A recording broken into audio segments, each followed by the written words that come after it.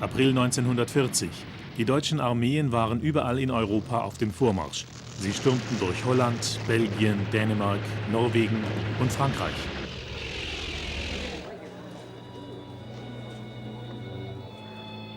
Überbleibsel englischer und französischer Bataillone waren am Strand von Dünkirchen eingeschlossen und wurden von der Luftwaffe bombardiert. Frankreich kapitulierte und Hitler nahm diese Nachricht überglücklich auf. Nur noch die britische Insel stand jetzt im Kampf gegen das Deutsche Reich. Die Schlacht um England steht bevor. Lasst uns Kräfte sammeln, um unsere Pflicht zu tun. Lasst uns deshalb nicht vergessen, dass, falls das britische Empire und seine Kolonien 1000 Jahre überdauern, die Menschen sagen werden, diese Stunde war die beste Stunde. This was their finest hour. General Adolf Galland, Luftwaffe, bereits im Spanischen Bürgerkrieg erprobt. Er war eine der maßgeblichen Persönlichkeiten bei der deutschen Luftwaffe und hatte bereits 104 Luftsiege errungen. Hitler selbst wollte den Konflikt mit England nicht. Ganz bestimmt nicht. Ich hörte ihn des Öfteren sagen, ich hasse es, den Krieg gegen England zu führen. Die Engländer sind uns so gleich. Es ist ein Unglück, dass ich gezwungen bin, das zu tun.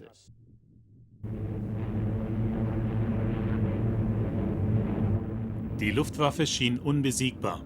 Göring versicherte Hitler arrogant, England würde innerhalb weniger Wochen um Frieden bitten, oder aber es würde durch Luftangriffe völlig zerstört.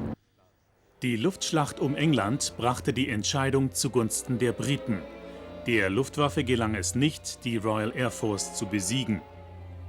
Das ohnehin halbherzig geplante Unternehmen Seelöwe, die Landung der deutschen Truppen in England, wurde daraufhin von Adolf Hitler abgeblasen. Bereits im Sommer 1940 konzentrierte sich die militärische Führung des Deutschen Reiches auf einen möglichen Feldzug gegen die Sowjets. Die deutsche Strategie war, lockt die Jagdflugzeuge an und vernichtet sie. Die britischen Codebrecher hatten den deutschen Geheimcode, bekannt als Ultra, geknackt. Die verschlüsselten Nachrichten warnten nun den Luftchef Marshal Hugh Dowding vor der deutschen Strategie. Scharfsinnig hielt er seine Spitfires und Hurricanes zum Gegenschlag bereit. Dowding kämpfte stur mit den Politikern, um eine moderne Luftflotte aufbauen zu können. Zu seinen Forderungen gehörten feste Rollbahnen und kugelsichere Fensterscheiben für seine Piloten. Er nannte sie Küken. Oberstleutnant James E. Johnny Johnson der Royal Air Force. Er war der erfolgreichste Kampfflieger der Engländer mit 38 Abschüssen. Any claims, Johnny? 109 destroyed, buddy, yes. Oh, good show. Die Soldaten gaben alles aufgrund der guten Moral und der hohen Führungsqualitäten. Ich denke, das war einer der besten Faktoren in der Schlacht um England.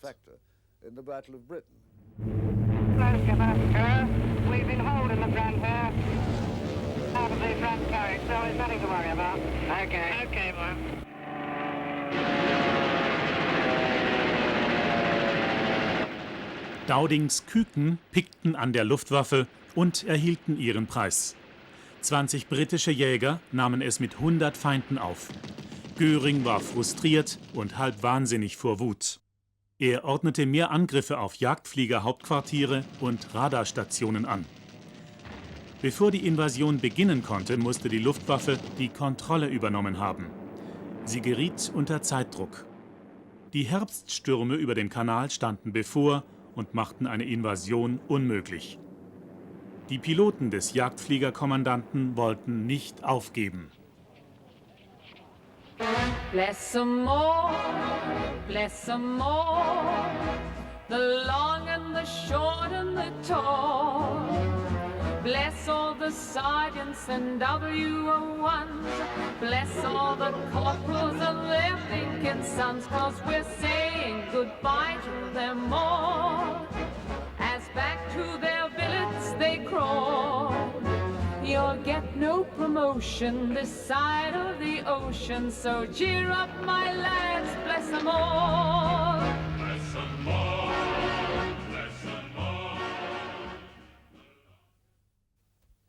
Unter dem Druck Hitlers plante Göring einen Vernichtungsschlag. 13. August 1940, Adlertag. Die Luftwaffe holte zum Vernichtungsschlag aus. Dowdings Warnsystem funktionierte. Britische Radarsysteme und Kriegsbeobachter informierten den Jagdfliegerkommandanten.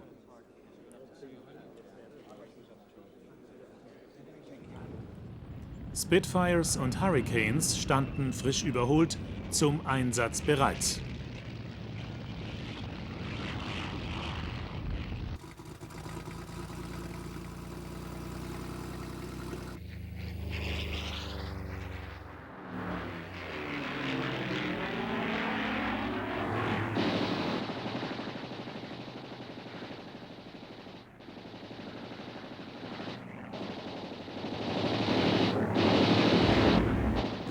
Von uns schickte man ein Geschwader. Es waren 11 von uns, die eine Formation von ca. 100 Fliegern abfangen sollten, die von Norwegen kamen. Ich griff einen an, der abstürzte, dann griff ich einen anderen an, der, wie ich glaube, brennend nach unten raste. Das war einer unserer schlimmsten Kämpfe. Plötzlich sahen wir sie, eine Masse von Ameisen mit Flügeln gleich, die auf uns zukamen. Unser Anführer leitete uns nahezu über die Messerschmitt 110, die sich seltsamerweise zu einem Verteidigungsring zusammenzog. Ich tauchte mitten hinein. Ich erinnere mich noch, ich schloss die Augen, feuerte ab und tauchte durch die Mitte auf der anderen Seite wieder heraus. Es war eine unglaubliche Anzahl von deutschen Eisenkreuzen. Göring befahl seinen Jagdfliegern, nicht von der Seite der Bomber zu weichen. Dies war ein schwerwiegender taktischer Fehler, der die im Luftkampf notwendige Handlungsfreiheit der Jäger einengte.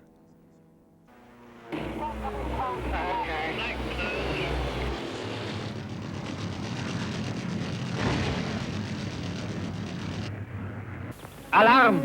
Ein deutsches Kampfgeschwader macht sich bereit zum Feindflug gegen England.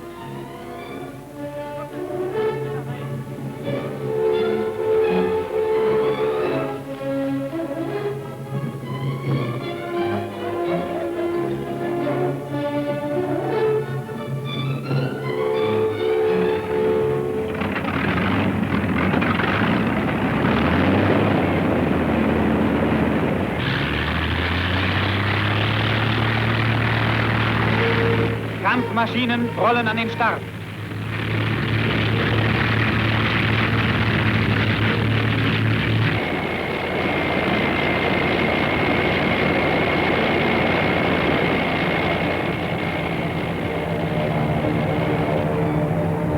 Start frei.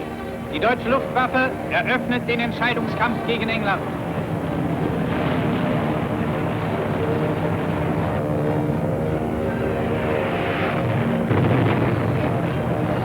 In massiertem Angriff werden Häfen, Befestigungen, Industriewerke und Flugplätze mit einem wahren Bombenhagel belegt. Vom 11. bis 18. August wurden 816 feindliche Flugzeuge und 118 Sperrballone abgeschossen.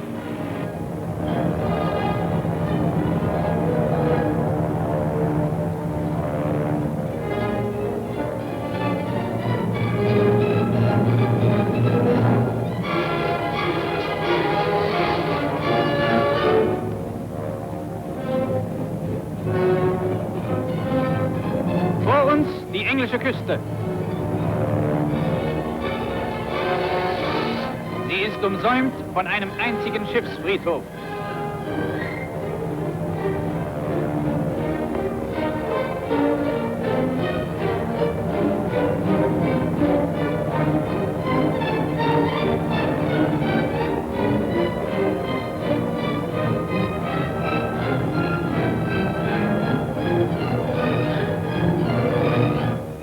Von deutschen Stukas angegriffene und völlig ausgebrannte Öltanks.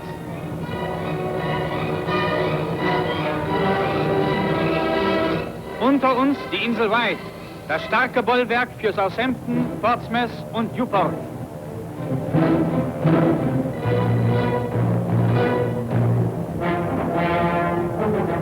Bomben regnen vom Himmel.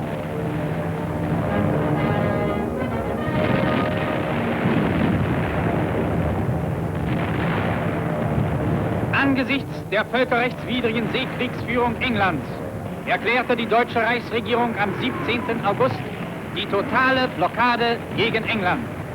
Kriegsmarine und Luftwaffe werden sie rücksichtslos durchführen. Nicht mehr Deutschland ist heute die belagerte Festung, sondern England.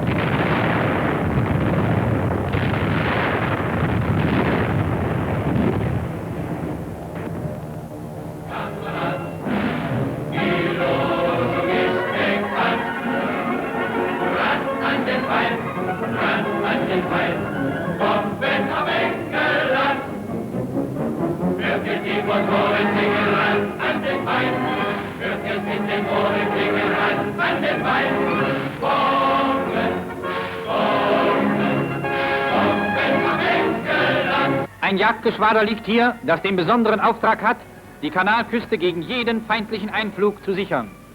Nach der Überprüfung werden die Maschinen sofort wieder startklar gemacht. Minuten, ja Sekunden sind oft für den erfolgreichen Einsatz entscheidend.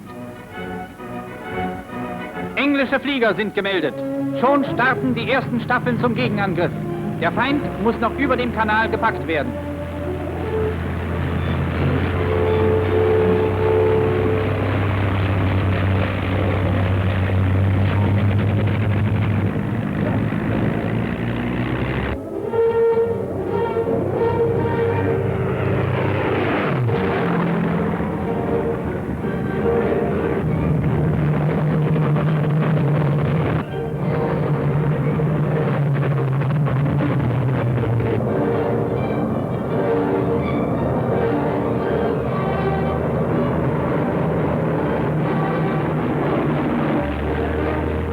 Zerstörerflugzeuge vom Typ Messerschmitt 110.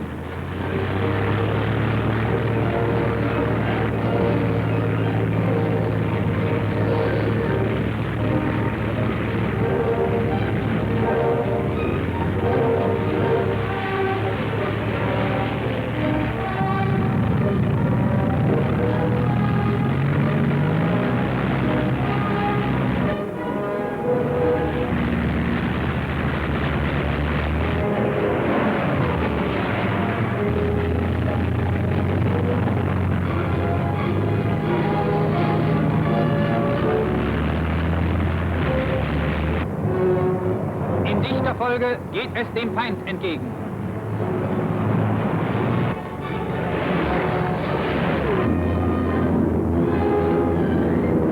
Über dem Kanal.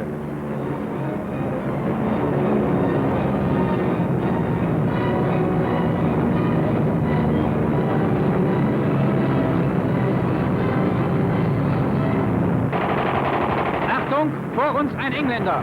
Im Sturzflug will er dem deutschen Feuerhagel entgehen.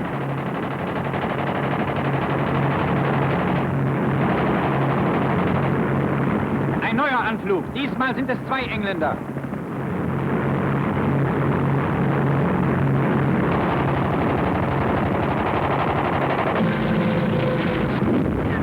Getroffen.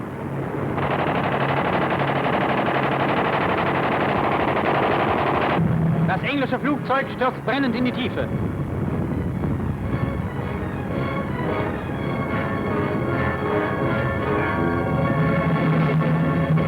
England ist wie kein anderes Land der Welt in seiner Ernährung und Rohstoffbelieferung abhängig von den Zufuhren aus dem Ausland. Alle diese Güter können England nur auf dem Seeweg erreichen. So nehmen 80% der Lebensmittel und 80 bis 100% vieler Rohstoffe ihren Weg über wenige große englische Hafenbezirke. Der größte Hafen ist London, zugleich auch der größte der Welt. Über 40% der Einfuhr Englands werden hier umgeschlagen. Wenn diese Häfen zum Erliegen kommen, ist das gesamte britische Wirtschaftsleben lahmgelegt. Bei der Ausfuhr liegt der Anteil Londons über 30%.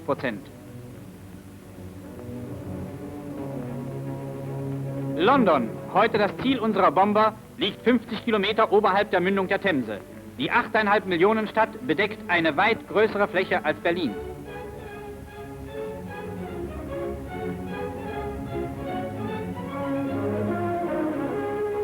An der Tower-Brücke, dem Wahrzeichen Londons, beginnt zu beiden Seiten der Themse dieser Welthafen mit gewaltigen Fabriken, Vorratslagern und Geschäftshäusern zu beiden Seiten des Flusses. Am linken Ufer die London Docks, dicht umgeben von hohen Lagerhäusern. Rechts die Surrey Commercial Docks, in denen das skandinavische Holz verladen wurde. In der Hauptschlinge die gewaltigen Anlagen der West- und Ostindien-Docks für Kolonialwaren und für Getreide aus Kanada und Argentinien. Die größten Docks folgen auf 4 Kilometer Länge am Nordufer. Hier befinden sich riesige Mühlen, Kühlhäuser, Lagerhäuser und Trockendocks für größte Schiffe. Hochempfindlich sind die Eingangsschleusen, die die Hafenbecken frei von Ebbe und Flut halten. Brechen diese Schleusen, sinkt der Wasserspiegel um 6 Meter bei Niedrigwasser und alle größeren Schiffe gehen auf Grund. Im Süden der Schleusen die Waffenfabriken und Lagerhäuser des Marinearsenals von Woolwich. Im Norden das Großgaswerk Beckton, das 1 Quadratkilometer Fläche bedeckt. Themse abwärts folgen in wechselnden Abständen Elektrizitätswerke, Fabriken und Vorratslager. In den Tilbury Docks werden die Passagierdampfer für London entladen. In Thameshaven schließlich erstreckt sich auf 8 Kilometer Uferlänge ein Großtanklager. Also eine kaum glaubliche Häufung militärisch wichtigster Anlagen innerhalb einer 8,5 Millionen Stadt.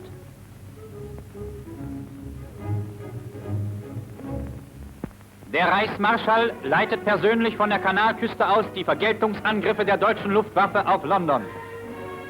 Eine Ju-88, der modernste Horizontal- und Sturzkampfbomber, wird klar zum Start gemacht.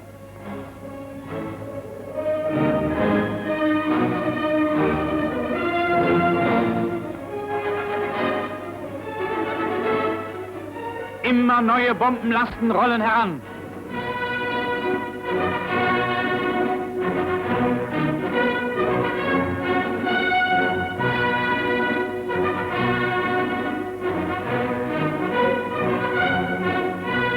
Die Besatzungen machen sich fertig.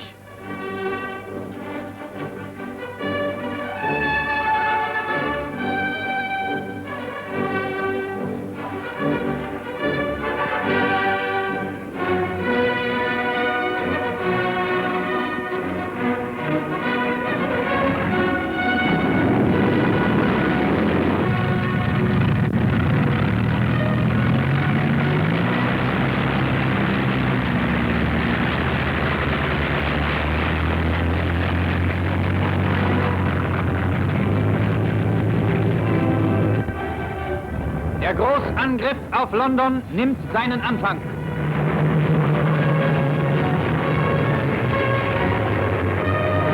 Der Gefechtsstand des Reichsmarschalls.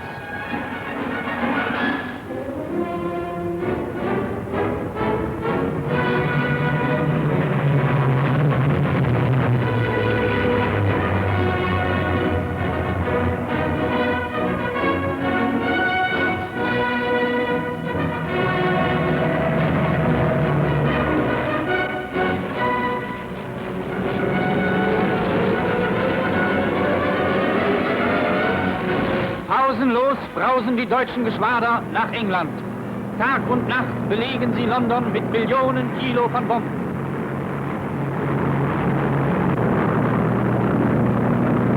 Unter uns englisches Land.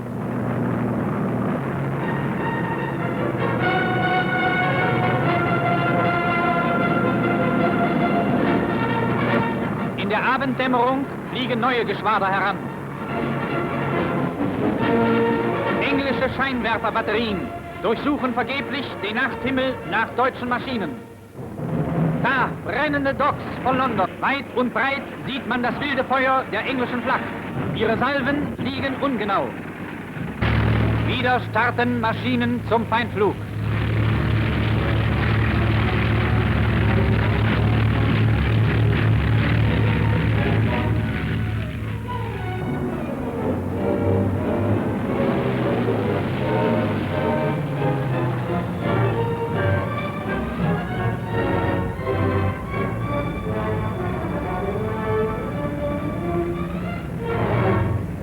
Staffelkampfflugzeuge geht es dicht über den Kanal hinweg.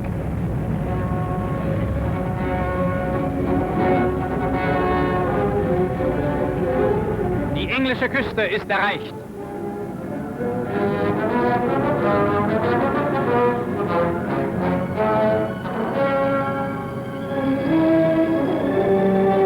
Im Tiefflug brausen die Maschinen über englisches Land.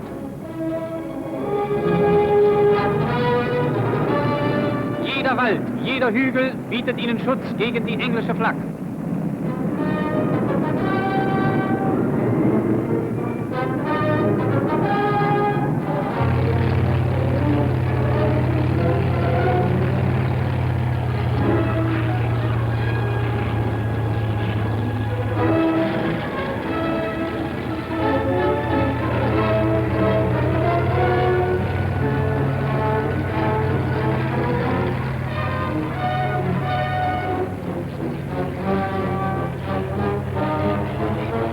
Langsam geht es in größere Höhe.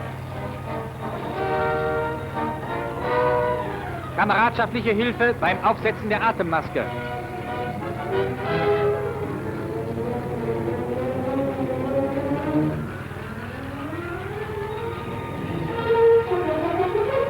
Im Schutze der Wolkendecke fliegen die Geschwader ihr Ziel an.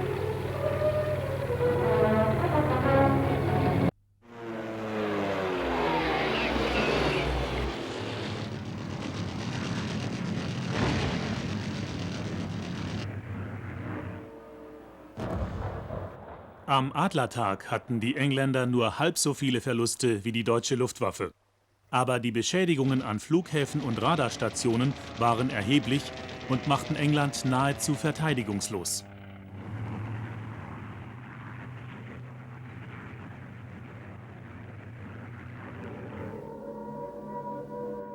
In der Nacht des 24. August 1940 verkalkulierte sich ein deutscher Navigator. Über einem Wohngebiet Londons fielen einige wenige Bomben, ohne dass Menschen zu Schaden kamen. Churchill nutzte die für ihn willkommene Möglichkeit und befahl gegen den Widerstand seines Bomberchefs die Bombardierung Berlins.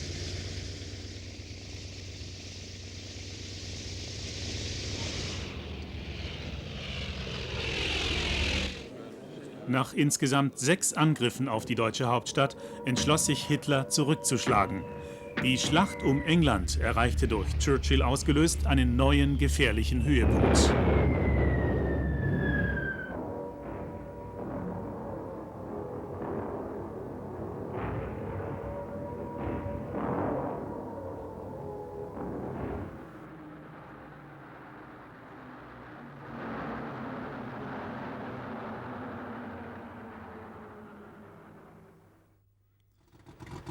Codebrecher informierten den britischen Jagdfliegerchef, dass die Luftwaffe eine neue maßgebende Schlacht für den 15. September 1940 plante.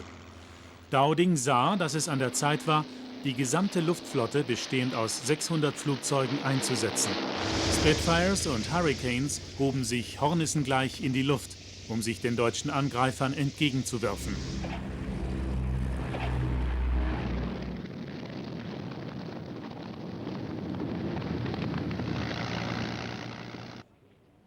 Göring akzeptierte die Rückschläge nicht und ordnete einen zweiten Angriff an. Dowdings Taktik, Flugzeuge und Piloten mit taktischen Vorteilen über dem eigenen Territorium einzusetzen, brachte seinen jungen Küken entscheidende Pluspunkte. Während nämlich die englischen Jagdflieger neue Maschinen besteigen konnten, gingen abgeschossene deutsche Piloten in die Kriegsgefangenschaft.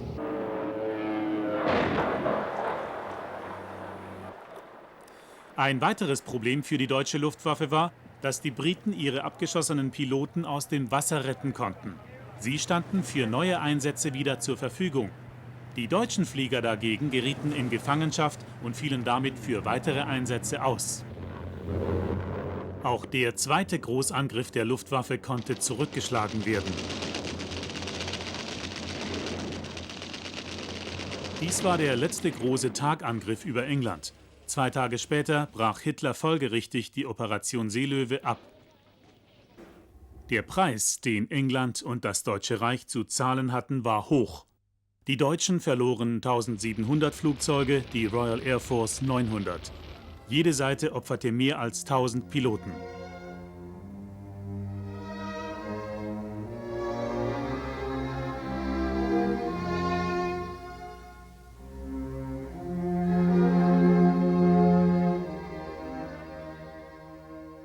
Die Schlacht um England wurde von deutscher Seite mit schweren taktischen Fehlern geführt. Anstatt sich auf die britischen Flugplätze und Nachschubbasen zu konzentrieren, wurde ein sinnloser Bombenkrieg gegen britische Städte mit zu schwachen Bomberkräften geführt. Weder die Jagdflugzeuge noch die Mittelstreckenbomber waren geeignete Flugzeuge für einen derartigen Einsatz.